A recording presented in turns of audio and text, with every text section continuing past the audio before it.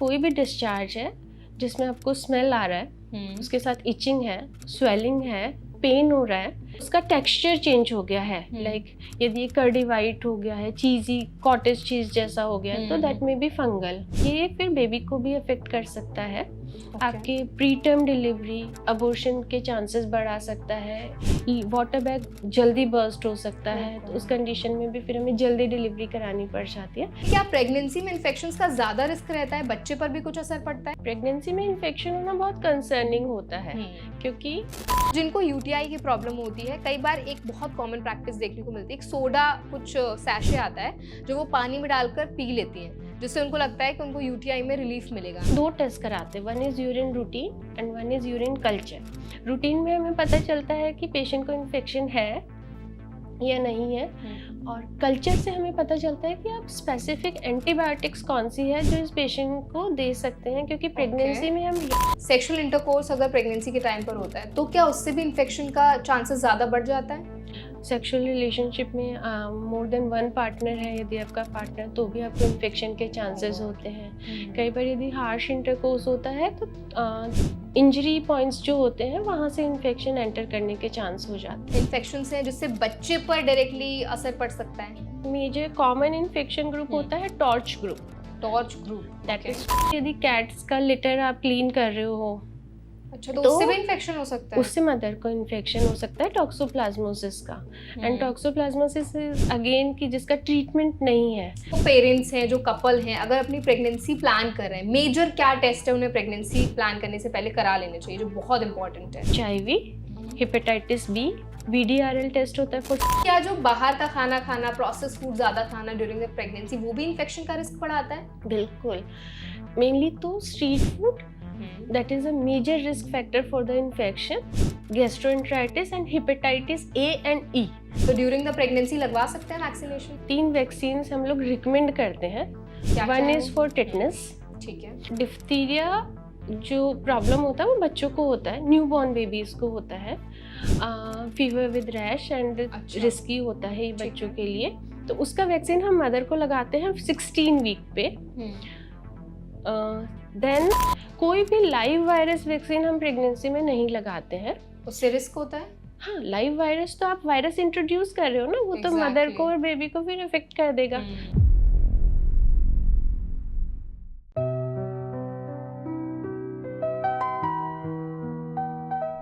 Pregnancy हर एक women के लिए बहुत ही ब्यूटीफुल फेज होता है, लेकिन कई बार क्या होता है ना कि अगर हम सही से ध्यान ना दें तो बहुत सारे कॉम्प्लिकेशंस भी आ जाते हैं।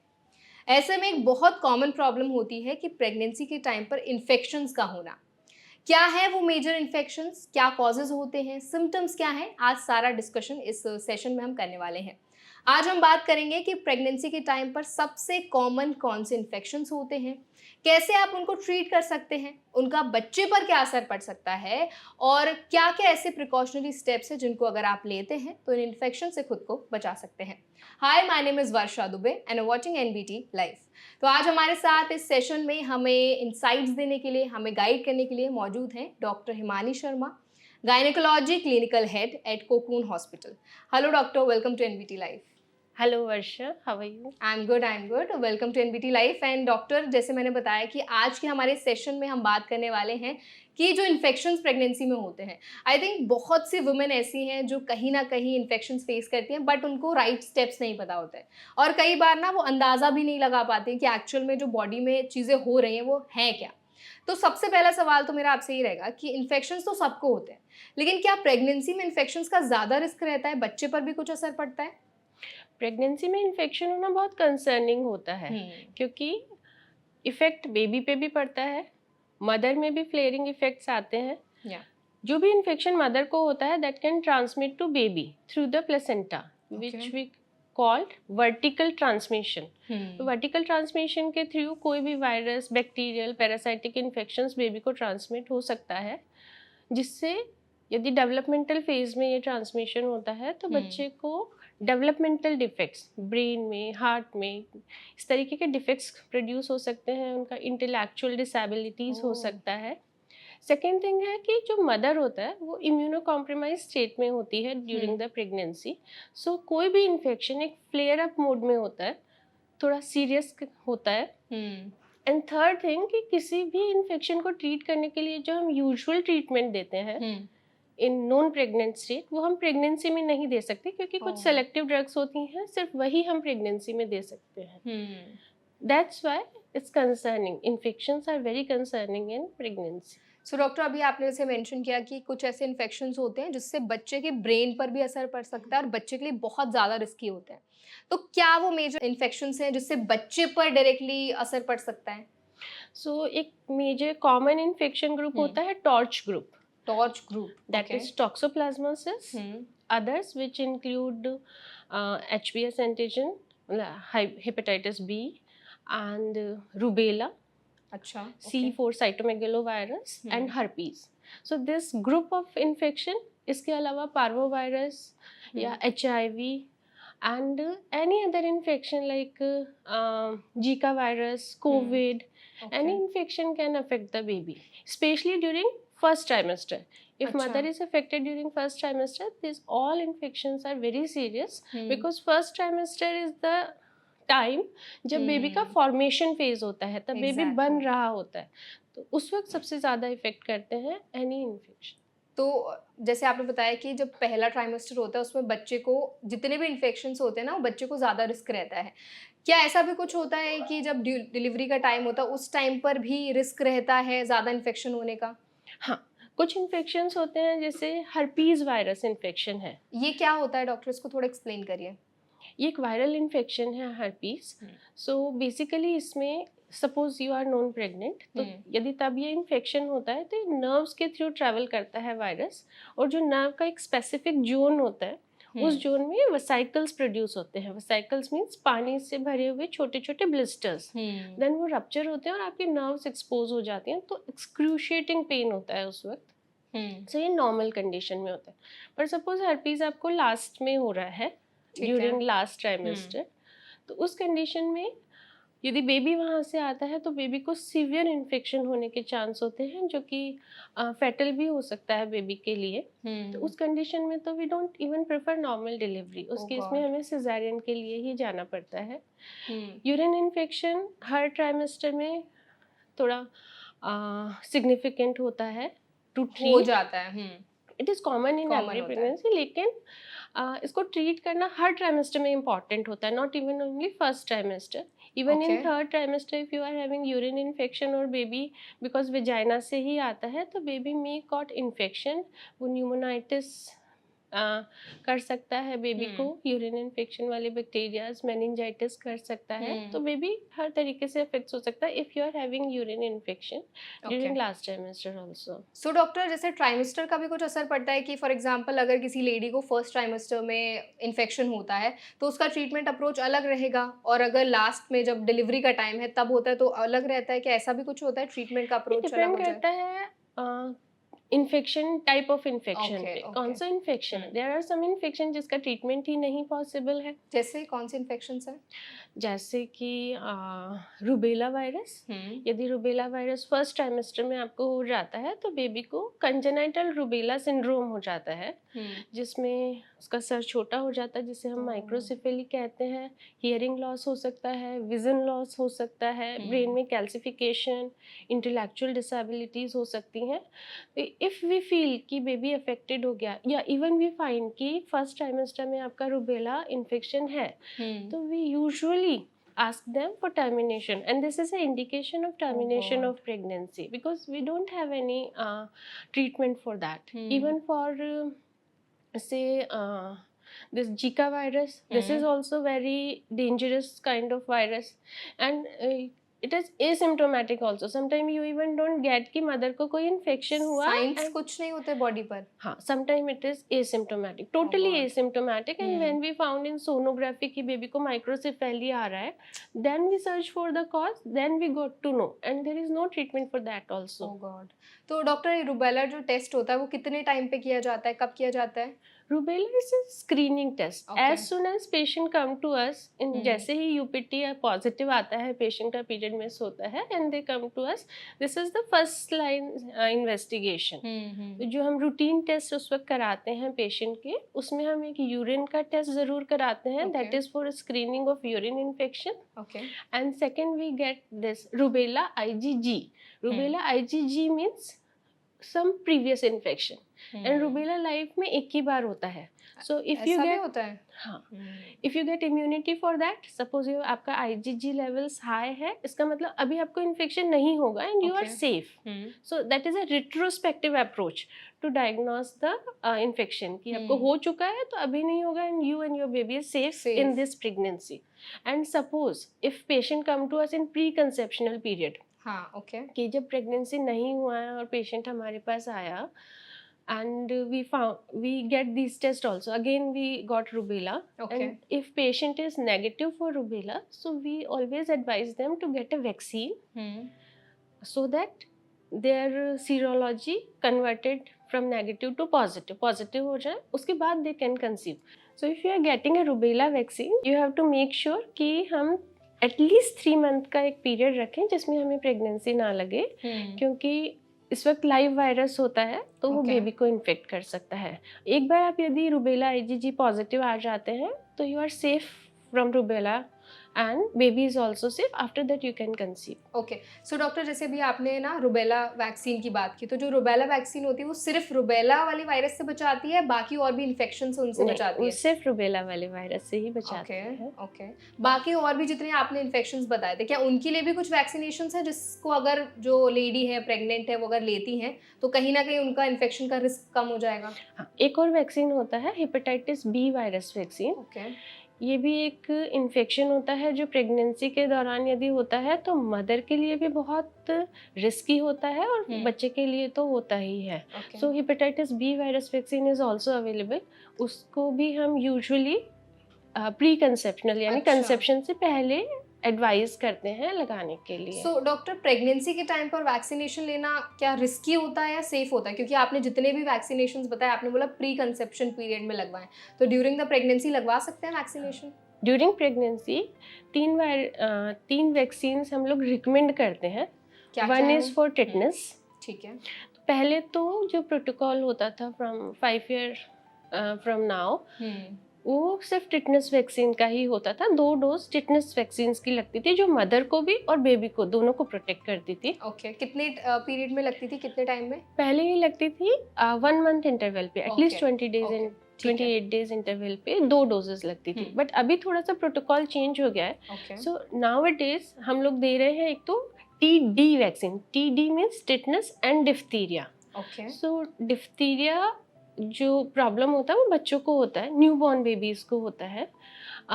Fever with rash and risky होता है ये बच्चों के लिए. तो उसका वैक्सीन हम मदर को लगाते हैं 16 वीक पे. देन एक फ्लू वैक्सीन, इन्फ्लुएंजा वैक्सीन, वो हम यूजुअली लगाते हैं 20 वीक पे. फ्लू वैक्सीन फॉक्सी से एंड ACOG जो हमारी कमिटीज़ हैं उनसे अप्रूव्ड है कि हमें लगानी ही चाहिए. ऑल्दो अभी अवेयरनेस इतनी ज़्यादा नहीं है. फ्लू में 2 तरह की वैक्सीन आती है. वन इज़ इनएक्टिवेटेड और एक होती है लाइव. कोई भी लाइव वायरस वैक्सीन हम प्रेगनेंसी में नहीं लगाते हैं. उससे रिस्क होता है? हाँ, लाइव वायरस तो आप वायरस इंट्रोड्यूस कर रहे हो ना, वो तो मदर को और बेबी को फिर इफेक्ट कर देगा. वी आर तो producing immunity against that, so we used to give inactivated vaccines. So inactivated vaccines अभी काफ़ी तरह की आती हैं फ्लू के लिए और उनका स्ट्रेन हर साल चेंज भी होता रहता है अकॉर्डिंग टू कि इस बार कौन सा फ्लू का स्ट्रेन आया है उसके अकॉर्डिंग, तो वो लगाते हैं. जो लाइव वैक्सीन आती है वो नेजल स्प्रे वैक्सीन होती है फ्लू की, वो यूजुअली प्रेगनेंसी में रिकमेंडेड नहीं होती. इसके बाद एक जो थर्ड वैक्सीन होती है दैट इज़ Tdap. बूस्ट्रिक्स के नाम से आती है. Tetanus, diphtheria and pertussis. तो टिटनेस एंड डिफ्थीरिया का 2nd डोज होता है. एंड एक पर्टुसिस एक जैसे हिंदी में कहते हैं कुक्कुर खांसी. ये भी न्यूबॉर्न बेबीज को होता है एंड ये भी फैटल होता है इनिशियल. तो ये जो डिफ्थीरिया और पर्टुसिस की वैक्सीन है यूजुअली बच्चों को 6 वीक पे लगती है. फिर अभी हमने जितने केसेस देखा तो हमने देखा कि जो 6 वीक से पहले है 0 to 6 वीक वाले, उन्हीं में मोर्टालिटी इंक्रीज हो रही थी इनकी। तो ये एक न्यू प्रोटोकॉल आया कि ये वैक्सीन मदर को दी जाए ताकि इम्यूनिटी मदर के थ्रू बेबी को पहुंच जाए। तो ये जो 6 वीक का पीरियड है इसमें हम बच्चे को सेव कर पाए। तो these 3 vaccinations are important for the, and ये हमारी रिकमेंडेशंस में भी होता है, तो वी यूज टू सभी को लगाते हैं ये 3 वैक्सीन्स। तो परफेक्ट डॉक्टर, आपने बहुत अच्छे से सारी वैक्सीनेशंस बता दी हैं कि क्या वैक्सीनेशंस हैं जो ड्यूरिंग प्रेगनेंसी लेडी के लिए लेनी बहुत इंपॉर्टेंट होती हैं, बच्चे को भी बचाती हैं, माँ को भी बचाती हैं। हमने इन्फेक्शंस पे भी डिस्कशन किया। अब अगर हम साइंस की बात करें, क्योंकि आपने बताया था कुछ ऐसे इन्फेक्शंस होते हैं जो बॉडी पर साइंस देते ही नहीं और समझ में नहीं आता है लेडी को भी कि एक्चुअली मेरी बॉडी में हो क्या रहा है। तो क्या कुछ ऐसे स्पेसिफिक साइंस है जो मेजर इन्फेक्शंस हैं बॉडी पे दिखें ताकि जो लेडी है वो थोड़ी कॉशियस हो जाए, उनको पता हो कि उनको क्या राइट स्टेप्स लेने हैं? राइट, किसी भी तरह का फीवर, रैश, वेजाइनल डिस्चार्ज और यूरिनरी फ्रीक्वेंसी इंक्रीज होना, इस तरीके का यदि कोई भी साइन आता है विच शी फील्स कि नहीं this is something abnormal, she should talk to her doctor. उसको अपने डॉक्टर से मिलके और उन्हें बताना चाहिए सो दैट कि डॉक्टर आइडेंटिफाई कर पाएँ कि आपको क्या प्रॉब्लम हो रहा है, कोई इन्फेक्शन तो नहीं है, एंड फिर अकॉर्डिंगली ट्रीट कर पाएँ। ओके, तो मेजर यही रहते हैं। उनकी स्किन पर भी कुछ दिखते हैं साइंस की, रैशेस हो जाना या कुछ इरिटेशन होना, लाल धब्बे पड़ जाना, ऐसा कुछ भी होता है? काफ़ी सारे viral infections fever and rash करके ही प्रेजेंट करते हैं। फीवर मोर देन 100.4 डिग्री यदि है तो हमेशा सिग्निफिकेंट होता है, उसको आपको नेग्लेक्ट नहीं करना होता। ओके, क्या इनके मेजर कॉजेज क्या होता है वैसे जितने भी इन्फेक्शंस हैं? क्योंकि आपने शुरुआत से बताया कि इन्फेक्शंस हो जाते हैं और अगर हम प्रिकॉशनरी स्टेप्स ना लें तो इनका रिस्क भी बहुत ज़्यादा बढ़ जाता है। तो किन मेजर कारणों की वजह से इन्फेक्शंस देखने को मिलता है ड्यूरिंग द प्रेगनेंसी सबसे ज़्यादा? देखिए, प्रेगनेंसी को हम कहते हैं एक इम्यूनोसप्रेसेंट स्टेज, मतलब आपकी इम्यूनिटी सप्रेस हो गई। अब ये सप्रेस क्यों हो जाती है? क्योंकि नेचर का रूल है, हमारी बॉडी में कभी भी कोई बैक्टीरिया या फंगस या वायरस जाता है तो बॉडी उसके अगेंस्ट काम करती है, जिसे हम इम्यूनिटी कहते हैं जी। ना? अब सपोज ये जो बेबी होता है that is a mixture of mother and father. Father का जो डीएनए होता है that is completely foreign for mother's body. Yes, तो यदि हमारी इम्यूनिटी उस वक्त सप्रेस नहीं होगी तो it will lead to abortions, क्योंकि बॉडी रिजेक्ट कर देगी। जैसे वो बैक्टीरिया और वायरस के अगेंस्ट फाइट करती है वैसे ही बेबी के अगेंस्ट भी फाइट करेगी। तो ये नेचर ने एक मैकेनिज्म बनाया है कि जो प्रोजेस्टेरोन और एचसीजी हार्मोन्स रिलीज होते हैं ड्यूरिंग प्रेगनेंसी वो इम्यूनोसप्रेसेंट की तरह काम करते हैं, इम्यूनिटी को सप्रेस कर देते हैं ताकि मदर की बॉडी बेबी को एक्सेप्ट कर पाए। Okay, so this is the main reason for this immunosuppression. उसके अलावा भी बहुत फिजिकल एक्सर्शन होता है ड्यूरिंग प्रेगनेंसी की, आपका एब्डोमेन ग्रो कर रहा है, आपका वेट बढ़ रहा है, अचानक से पूरे बॉडी चेंजेस आ रहे हैं। इसके अलावा इमोशनल स्ट्रेस होता है, एंजाइटी, स्लीपलेसनेस, ये सब। आपका हार्ट ज़्यादा काम कर रहा है, उसका वर्कलोड बढ़ गया है, इनडाइजेशन हो रहा है, ये सब फैक्टर्स मिलके ना बेसिकली प्रेग्नेंट वुमेन को वीक कर देते हैं। तो आई थिंक प्रेगनेंसी में ना डॉक्टर ये भी बहुत होता है, जैसे भी आपने कॉजेज बताए कि चेंज हो रही होती है बॉडी, क्रेविंग्स भी बहुत होती हैं उस टाइम पर, और आई थिंक जितनी भी लेडीज़ है बाहर का बहुत खाती हैं। तो क्या जो बाहर का खाना खाना, प्रोसेस फूड ज़्यादा खाना ड्यूरिंग द प्रेगनेंसी वो भी इन्फेक्शन का रिस्क बढ़ाता है? बिल्कुल, मेनली तो street food that is a major risk factor for the infection. Gastroenteritis and hepatitis A and E, ये बहुत मेजर इन्फेक्शंस होते हैं जो कि सीरियस हो जाते हैं ड्यूरिंग प्रेगनेंसी, और कई बार तो it may lead to maternal mortality also. Foetus तो दूर की बात होता है, इवन मैटरनल के लिए भी बहुत रिस्की हो जाता है, माँ के लिए भी। Typhoid, hepatitis A, hepatitis E, ये सब कुछ स्ट्रीट फूड या जंक फूड इन्हीं से आता है मदर को। सो बेसिकली वी यूजुअली, जैसे ही पेशेंट फर्स्ट ट्राइमेस्टर में आता है we used to show them कि आप जब हाँ तक हो सके बाहर का मत खाइए, specially in the rainy season. अभी बारिश, चाय खाने का बड़ा मन होता है। एग्जैक्टली, हम यही बोलते हैं कि यदि आपको खाने का मन कर रहा है you make it at home, आप घर पे बनाइए और फिर खाइए उसको। लेकिन क्रेविंग्स कंट्रोल करने का भी कुछ आप टिप्स देती हैं अपने पेशेंट्स को, कुछ बताती हैं कि आप इस तरह से चीज़ें फॉलो करें ताकि आपकी क्रेविंग्स कंट्रोल हो जाए, कुछ हेल्दियर सेफर ऑप्शंस आप अडॉप्ट कर सकते हैं? क्रेविंग्स जो होती है ना स्पेशली शुगर्स के कारण होती है। अच्छा, sugar craving is the most common type of craving. तो शुगर का क्या होता है, मेटाबॉलिज्म प्रेगनेंसी में बहुत फास्ट होता है, it goes up and it goes down and then you feel crave, तब आपको क्रेविंग फील होता है। फिर आप शुगर लेते हो, फिर वो वापस डाउन आता है, फिर आपको क्रेविंग होता है। जो प्रोटीन होता है ना उसका मेटाबॉलिज्म स्लो स्पीड पे होता है। तो वी ऑलवेज से कि आप जो ब्रेकफास्ट है, जो आपका फर्स्ट डाइट है, उसमें आप प्रोटीन लीजिए ज़्यादा।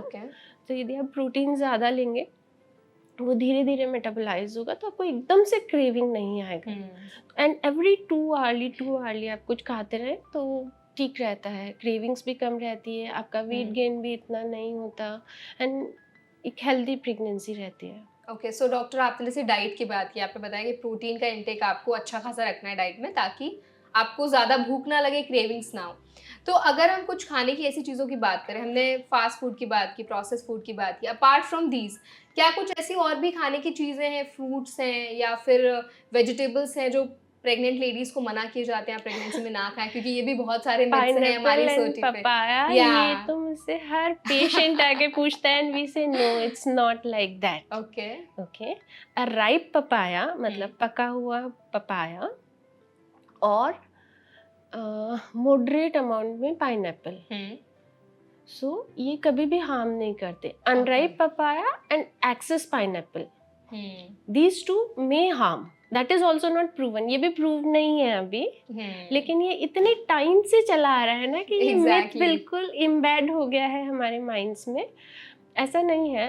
रॉ पपाया जो होता है ना दैट इज हार्मफुल, उसमें कुछ केमिकल्स ऐसे होते हैं जो कि यूट्राइन कॉन्ट्रैक्शन कॉज करके अबॉर्शन कॉज कर सकते हैं। बट यू टेल मी अपन कितना अनराइप पपाया खा सकते हो? खा ही नहीं सकते आप ना। इवन ऐसे ही पाइनएप्पल, तो इतना पाइनएप्पल हम खा ही नहीं सकते जो कि हार्म कर पाए। ओके, तो कुछ ऐसी सब्जियां भी हैं जिनके अराउंड आपको मिथ्स सुनने को मिलते हो और आप अपने पेशेंट्स को बोलती हो कि नहीं ऐसा कुछ नहीं है, आप प्रॉपर डाइट ले सकते हैं? I think there is myth for every vegetable. हर सब्जी के लिए यहाँ पे मिथ होता है। हर पेशेंट आके कहता है मेरी सास ने मुझे करेला मना किया है, मेरे नेबर ने मुझे बैंगन मना किया है, बट ऐसा कुछ नहीं होता। एवरीथिंग इज हेल्दी, सब कुछ हेल्दी है। फर्स्ट थिंग एक हाइजीन का हमें ध्यान रखना होता है। टॉक्सोप्लाज्मा करके एक पैरासाइटिक इन्फेक्शन होता है जो प्रेगनेंसी में हो सकता है और बहुत रिस्की होता है। वो जैसे सपोज आपने जो रॉ वेजिटेबल्स और रॉ फ्रूट्स हैं आप प्रॉपर्ली वॉश नहीं करते हैं तो उससे भी हो सकता है। उसके एग्स होते हैं टॉक्सोप्लाज्मा के, जो कि रॉ वेजिटेबल्स पे होते हैं। So hygiene is very much important. अच्छे से प्रॉपर्ली वॉश करके और फिर आप लें।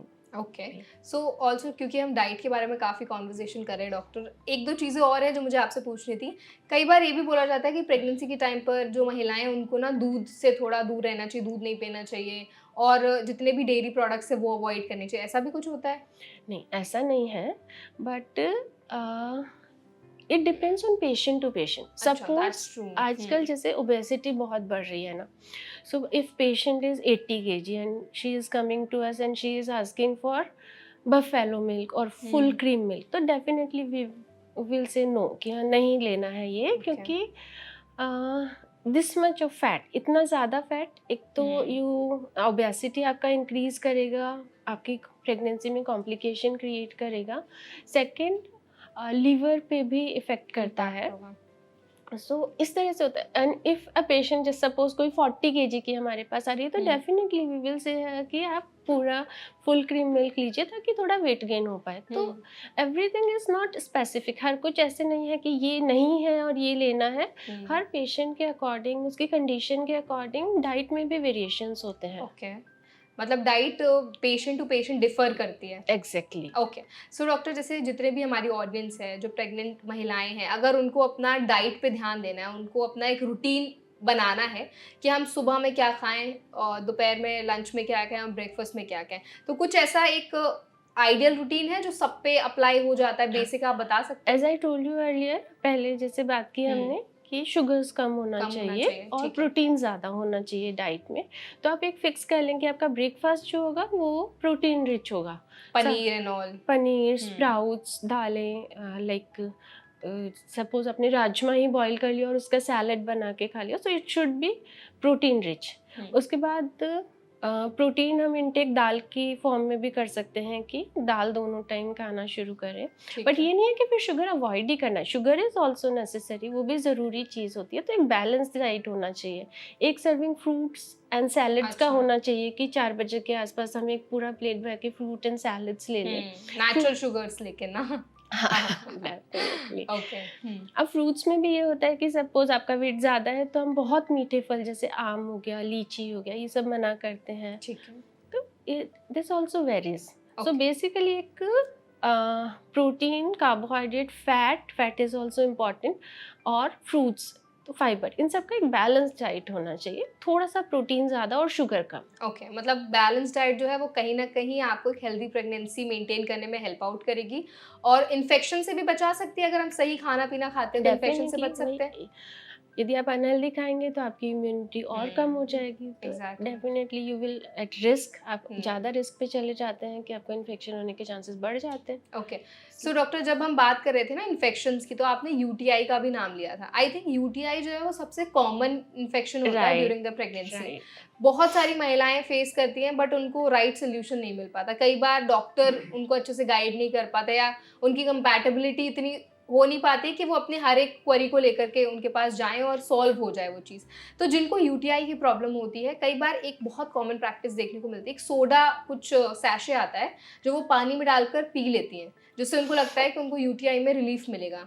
सो इस तरह की जो प्रैक्टिसेस है एक्चुअल में यूटीआई ठीक करने में मदद करती हैं? क्या करना चाहिए जितनी भी प्रेग्नेंट लेडीज हैं? लेकिन बात करें अपन यूरिन इन्फेक्शन की, तो मोस्ट कॉमन इन्फेक्शन है during pregnancy. 30% females out of 100, 30 patient will suffer from UTI during, कभी भी किसी भी ट्राइमेस्टर में कभी ना कभी तो यूटीआई हो ही जाता है। ओके, सो जब पेशेंट हमारे पास फर्स्ट टाइम आता है तो हम उसे स्क्रीन करते हैं for urine infection, and many of time we get positive report आता है कि इन्फेक्शन है, ऑल्दो पेशेंट को कोई प्रॉब्लम नहीं होता है। इसको हम कहते हैं एसिम्प्टोमेटिक बैक्टीरिया, मतलब सिम्टम्स नहीं है लेकिन बैक्टीरिया है यूरिन में।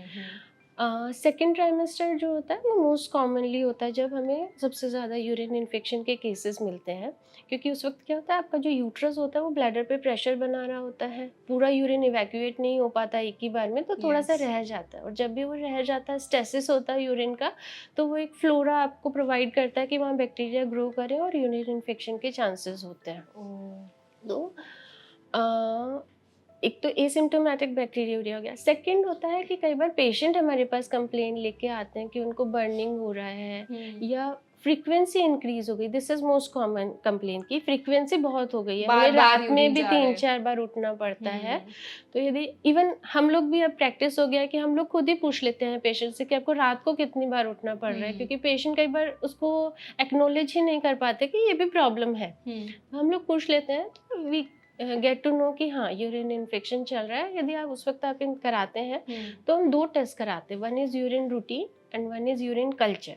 रूटीन में हमें पता चलता है कि पेशेंट को इन्फेक्शन है या नहीं है, और कल्चर से हमें पता चलता है कि आप स्पेसिफिक एंटीबायोटिक्स कौन सी है जो इस पेशेंट को दे सकते हैं, क्योंकि प्रेगनेंसी में हम रेंडमली बहुत सारे एंटीबायोटिक्स नहीं दे सकते, तो हमें एक स्पेसिफिक देनी होती है, एंड वो भी सेफ वर्जन। डॉक्टर, आप कुछ क्या एंटीबायोटिक्स के नेम ले सकती है जो सेफ हैं और जो महिलाएं हैं इस्तेमाल कर सकती है ड्यूरिंग द प्रेगनेंसी?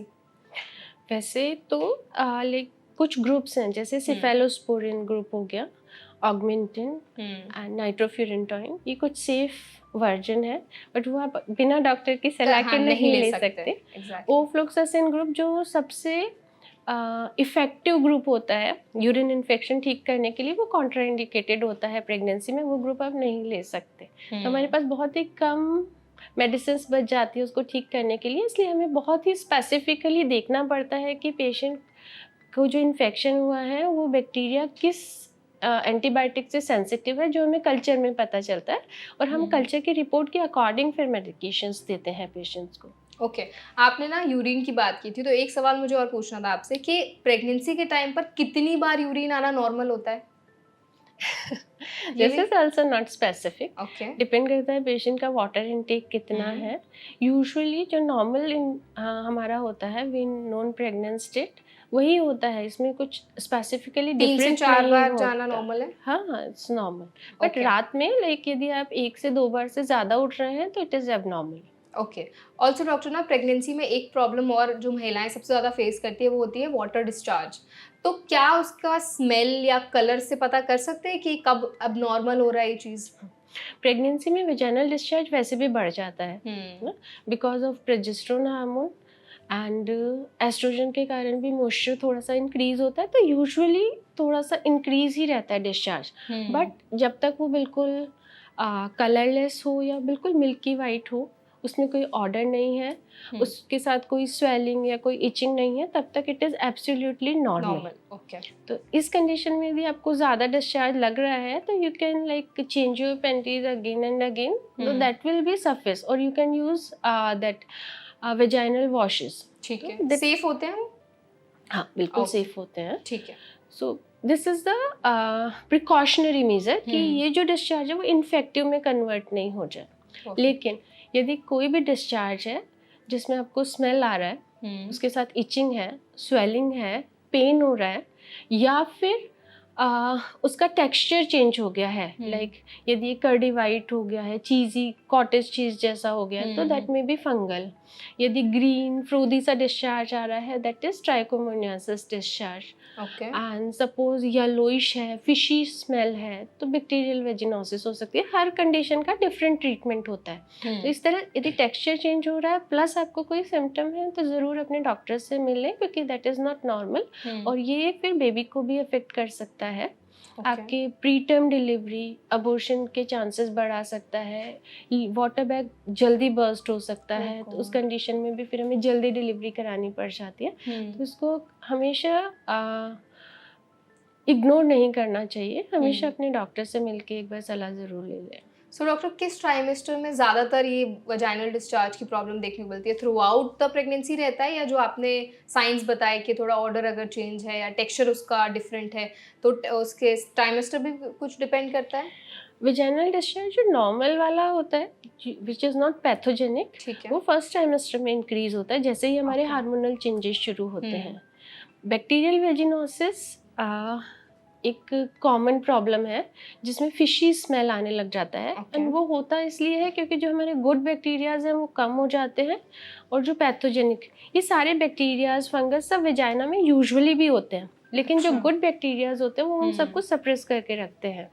तो बिकॉज ऑफ एनी इन्फेक्शन, यदि गुड बैक्टीरियाज आपके कम हो गए या एंटीबायोटिक खाने से आपके गुड बैक्टीरियाज कम हो गए हैं, तो कई बार जो पैथोजेनिक बैक्टीरिया है वो ओवर ग्रो कर जाते हैं और फिर वो इस तरह का इन्फेक्शन कर देते हैं, bacterial vaginosis. Bacterial vaginosis common होता है सेकेंड और थर्ड ट्राइमेस्टर में, और ये सबसे कॉमन कॉज है प्री टर्म लेबर का, मतलब जल्दी कॉन्ट्रैक्शन शुरू हो जाते हैं, या PROM। PROM is pre mature rupture of membranes, इसमें लीकिंग हो जाती है। सपोज 6 मंथ में लीकिंग हो गई, 7th मंथ में हो गई, तो बहुत एक्सट्रीम प्री मैच्योर बेबीज होते हैं, हमें डिलीवरी करानी पड़ती है, फिर कई बार NICU में भी रखना पड़ता है बच्चों को लंबे टाइम तक। कई बार बच्चे सर्वाइव भी नहीं करते यदि एक्सट्रीम प्री मैच्योरिटी हो, तो इट्स वेरी कंसर्निंग। तो डॉक्टर, इन सारी चीज़ों का ट्रीटमेंट कैसे होता है? Screening is very much important. Pregnancy में हम कम से कम 3 से 4 बार यूरिन का टेस्ट करवाते हैं, एंड इन केस हमें एग्जामिनेशन पे लगता है कि कुछ वेजाइनल डिस्चार्ज है जो ठीक नहीं है, तो फिर हम वेजाइनल कल्चर्स भी कराते हैं। तो screening is the most important, कि वी हैव टू आइडेंटिफाई, हमें आइडेंटिफाई करना होता है और उसको as soon as possible treatment देना होता है पेशेंट को for these infection. Also doctor, जैसे हम इन्फेक्शंस की जब कॉजेज़ के बारे में बात कर रहे थे, तो एक चीज़ और मुझे आपसे पूछ रही थी कि सेक्सुअल इंटरकोर्स अगर प्रेगनेंसी के टाइम पर होता है तो क्या उससे भी इन्फेक्शन का चांसेस ज़्यादा बढ़ जाता है? It depends. देखिए, यदि सेक्सुअल इंटरकोर्स हो रहा है, आपका पार्टनर हेल्दी है ना, एंड एक सिंगल रिलेशनशिप में है ना, एंड सेक्सुअल इंटरकोर्स जेंटल है, तो यूजुअली कोई चांस इन्फेक्शन का नहीं बढ़ता है। बट यदि पार्टनर को इन्फेक्शन है तो वो आपको ट्रांसमिट हो सकता है। सेक्सुअल रिलेशनशिप में मोर देन वन पार्टनर है यदि आपका पार्टनर, तो भी आपको इन्फेक्शन के चांसेस होते हैं। कई बार यदि हार्श इंटरकोर्स होता है तो इंजरी पॉइंट्स जो होते हैं वहाँ से इन्फेक्शन एंटर करने के चांस हो जाते हैं। ओके So, उन केसेस में यूजुअली इन्फेक्शन के चांसेस बढ़ जाते हैं। सो डॉक्टर, क्या कुछ ऐसे प्रिकॉशनरी स्टेप्स हैं जो प्रेग्नेंट लेडीज ले सकती है ताकि वो खुद को इन्फेक्शन से बचा सकें और एक हेल्दी प्रेगनेंसी मेंटेन कर सकें? फर्स्ट ऑफ ऑल तो regular checkup is very important with your doctor. So whether doctor identify कर सके कि आपको कोई इन्फेक्शन तो नहीं है और या आपके कोई सिम्टम हो, तो उसके अकॉर्डिंग आप डॉक्टर को बता सकें और फिर आपका इन्फेक्शन अर्लीस्ट पॉइंट पे डायग्नोस हो जाए। स्क्रीनिंग सोनोग्राफीज बहुत इंपॉर्टेंट है। कई बार मदर को सिम्टम नहीं होते, बेबी को ही अफेक्शन होता है, तो वो हम सोनोग्राफी पे आइडेंटिफाई कर सकते हैं कि बेबी में यदि ये एबनॉर्मलिटी आ रही है, सपोज ब्रेन में कैल्सिफिकेशन दिख रहा है, या सर बहुत छोटा है, या सर बहुत बड़ा हो गया है, हाइड्रोकेफेलस, तो ये साइंस होते हैं कि कुछ इन्फेक्शन हुआ है और फिर हमें अकॉर्डिंगली उसका टेस्ट करा के डायग्नोस करना पड़ता है। पहले हम मदर में डायग्नोस करते हैं। मदर में यूजुअली हम उसकी एंटीबॉडीज़ के थ्रू डायग्नोस करते हैं। ठीक है। सपोज मदर में पॉजिटिव आता है टेस्ट, तो फिर हमें बेबी का टेस्ट करना पड़ता है कि बच्चे को इन्फेक्शन है या नहीं। उसके लिए एक एमनियोसेंटेसिस करके टेक्निक होती है। उसमें हम सोनोग्राफी के थ्रू जो बच्चे का सैक होता है जिसमें वाटर होता है, उस वाटर में से थोड़ा सा वाटर सैंपल निकाल के उसका PCR टेस्ट करते हैं। उसमें कंफर्मेशन होता है कि बच्चा अफेक्ट है या नहीं। अकॉर्डिंगली फिर जो भी इन्फेक्शन आता है उसके अकॉर्डिंग यदि ट्रीटमेंट पॉसिबल है तो बच्चे का ट्रीटमेंट करते हैं। कई बार कुछ इन्फेक्शंस का ट्रीटमेंट पॉसिबल नहीं होता, उन केसेस में फिर usually according to gestational age termination की सलाह दी जाती है, या कई बार तो कोई ट्रीटमेंट पॉसिबल नहीं होता है। ओह गॉड। तो ऐसे सिचुएशंस में जो मदर्स होती है, जो प्रेग्नेंट लेडी होती है, वो कैसे डील करते हैं? आप क्या एडवाइस देते हैं उनको? यूजुअली आजकल ना पेशेंट्स काफ़ी अवेयर होते हैं और वो हमारे पास प्री कंसेप्शनल टाइम पर ही आते हैं। बिफोर कंसेप्शन यूजुअली काफ़ी पेशेंट्स आते हैं आजकल कि वी आर प्लानिंग और अब आप हमें बताएं कि क्या क्या करना है। तो यूजुअली हम सारे टेस्ट पहले ही करा लेते हैं। कुछ इन्फेक्शन होता है उसको ट्रीट करते हैं, कुछ वैक्सीन्स जो भी रिकमेंडेड है वो यूज़ करते हैं, एंड वी मेक श्योर कि जब पेशेंट कंसीव करे तब उसे किसी भी तरह का इन्फेक्शन ना हो। ठीक है। उसके अलावा ड्यूरिंग प्रेगनेंसी अपना हाइजीन का बहुत ध्यान रखना होता है।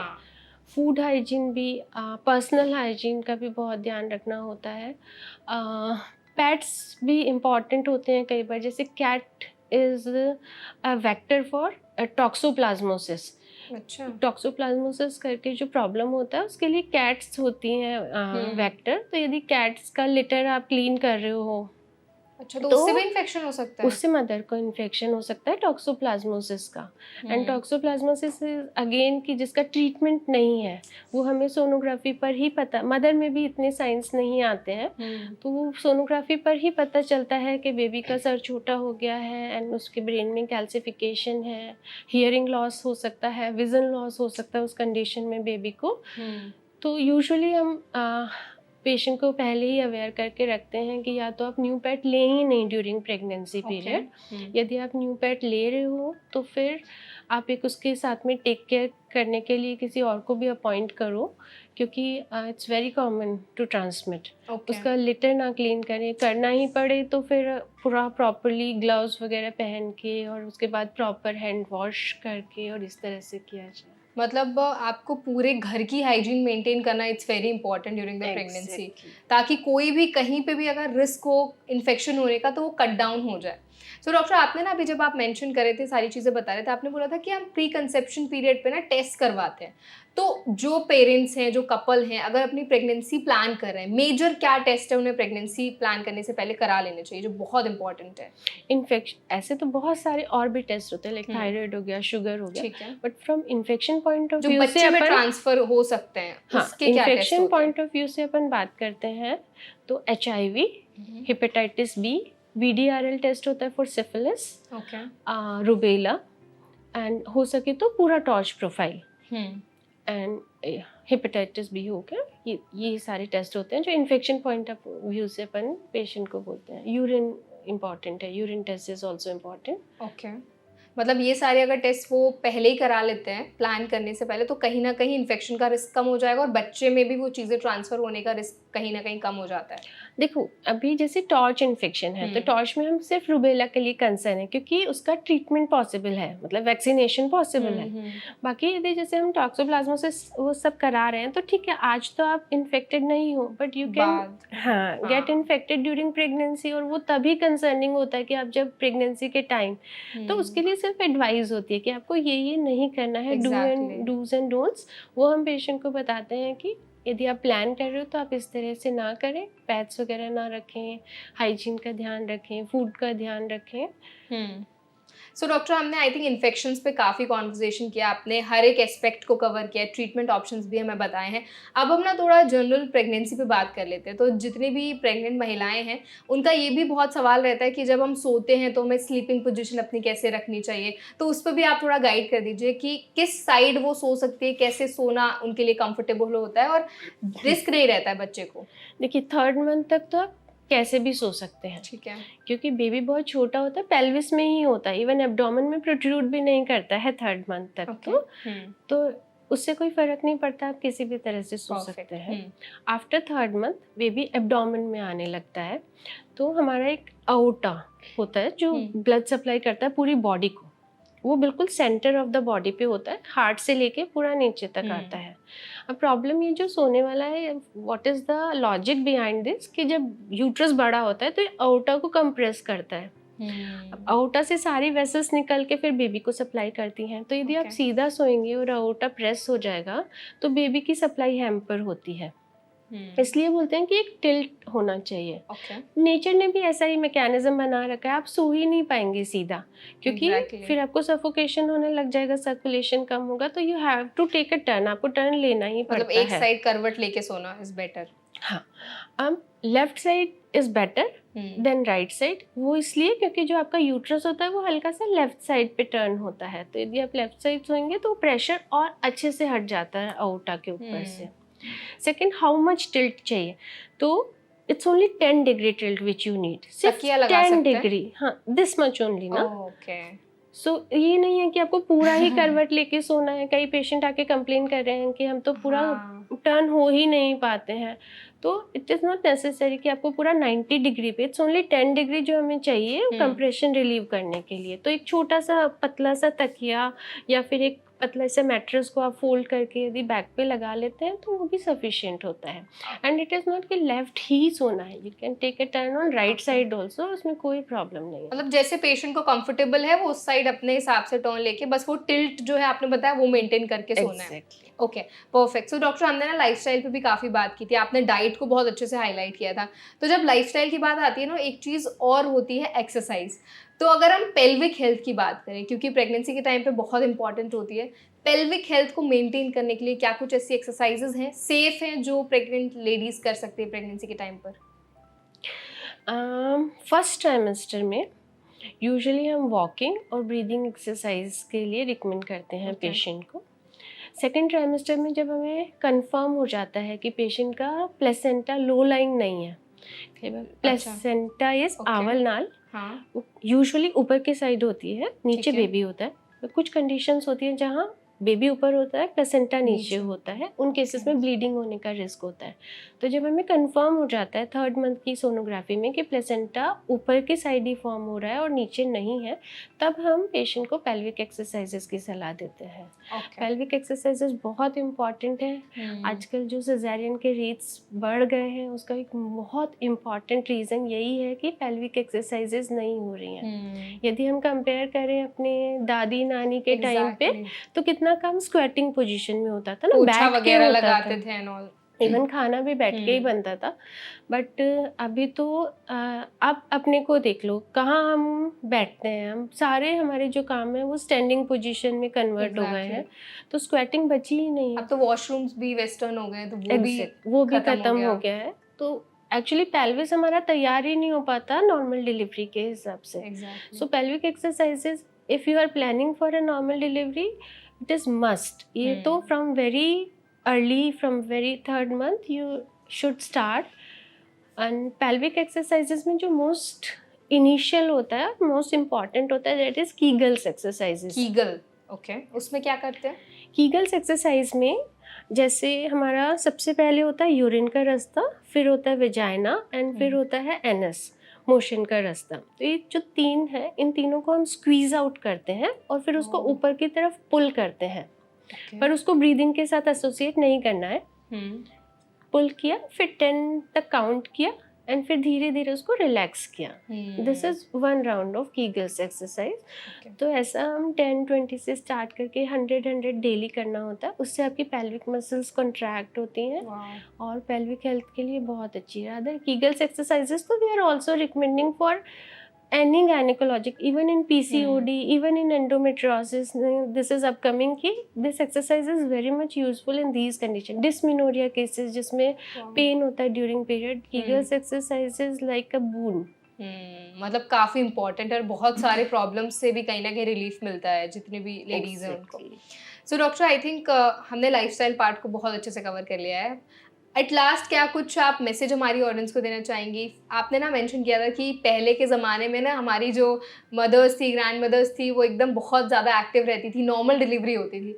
हर कोई यही चाहता है, जितनी भी लेडीज़ हैं वो यही चाहती है कि मुझे नॉर्मल डिलीवरी हो जाए कैसे भी करके, उसके लिए मैं कुछ भी करूँगी, मुझे सिजेरियन नहीं कराना।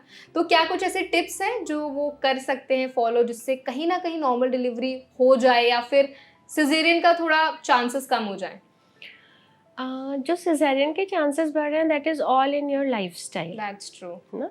सो बेसिकली लाइफस्टाइल ही हमें बेटर करनी है। मोस्ट इम्पॉर्टेंट की फैक्टर इज एक्टिवनेस। जितना आप एक्टिव रहोगे from the very first point of pregnancy, उतना ही आपके नॉर्मल डिलीवरी के चांसेस अच्छे रहेंगे। So exercises are very important from first month. बिल्कुल भी ऐसे रेस्ट का हम लोग कभी नहीं बोलते हैं। हाँ। इनिशियल लेवल से ही एक्सरसाइजेस करनी होती है, एक्सरसाइज ग्रेजुअली ही स्टार्ट करनी होती है और according to your health conditions वो आपके डॉक्टर आपको बताते जाते हैं कि कैसे करना होता है। स्क्वेटिंग इज़ वेरी इंपॉर्टेंट, जो हमें 7th मंथ से स्टार्ट कर देना चाहिए। देन वेट गेन, हाँ, उसको कंट्रोल में रखना है। That is also bye diet and exercise. तो यदि आपका वेट सपोज आप 40 kg के आ रहे हैं हमारे पास, तो वी विल से आपको कि आप 15-16 तक आप अपना kg तक वेट गेन कर सकते हो। लेकिन यदि आप 80 kg के आ रहे हो, तो हम आपको बोलेंगे कि आप सिर्फ 8 kg वेट गेन करना है पूरी प्रेगनेंसी में। तो ये कंट्रोल होता है वही आपका डाइट और एक्सरसाइज से। जितना आपका वेट गेन अकॉर्डिंगली जितना रिकमेंडेड है उतना ही यदि गेन होता है, तो भी आपके नॉर्मल डिलीवरी के चांसेस बढ़ जाते हैं। एंड थर्ड थिंग, आप अपनी प्रेगनेंसी को अनकॉम्प्लिकेटेड रखें। अब सारे कॉम्प्लिकेशन आपके हैंड में नहीं होते, लाइक बीपी बढ़ गया या शुगर हो गया, लेकिन सपोज इन्फेक्शन है, that you can control with good hygienic methods and proper screening and proper checkups, उनको आप कंट्रोल रख सकते हैं। तो जितनी भी चीज़ें हमारे हाथ में हैं, एटलीस्ट हम उनको कंट्रोल में रखें, तो हमारे नॉर्मल डिलीवरी के चांसेस डेफिनेटली इंक्रीज होते हैं। आई मीन जितना भी आपने डॉक्टर एक्सप्लेन किया है, उसमें एक चीज़ जो हाईलाइट होकर आई है वो है लाइफस्टाइल। अगर आप अपना लाइफस्टाइल हेल्दी रखते हैं तो कहीं ना कहीं इन्फेक्शंस का भी रिस्क कम हो जाता है और आप एक हेल्दी प्रेगनेंसी भी मेंटेन कर पाते हैं। और एक जैसे आपने नॉर्मल डिलीवरी की बात की, तो वो भी कहीं ना कहीं उसके रिस्क बढ़ जाते हैं। So thank you so much doctor for such an insightful session. I hope जो भी इन्फॉर्मेशन आज आपने हमारी ऑडियंस के साथ शेयर की है वो उनको काफ़ी हेल्पफुल लगी होगी। और अपना कीमती वक्त हमें देने के लिए आपका बहुत बहुत धन्यवाद। Thank you very much. I hope आज का सेशन आपको हेल्पफुल लगा होगा। अगर सेशन आपको पसंद आया हो तो वीडियो को लाइक करें। कोई सवाल आप हमसे पूछना चाहते हैं तो कमेंट सेक्शन में ज़रूर बताएं। और ऐसे और भी हेल्थ पॉडकास्ट देखने के लिए हमारे चैनल NBT लाइव को सब्सक्राइब करना ना भूलें।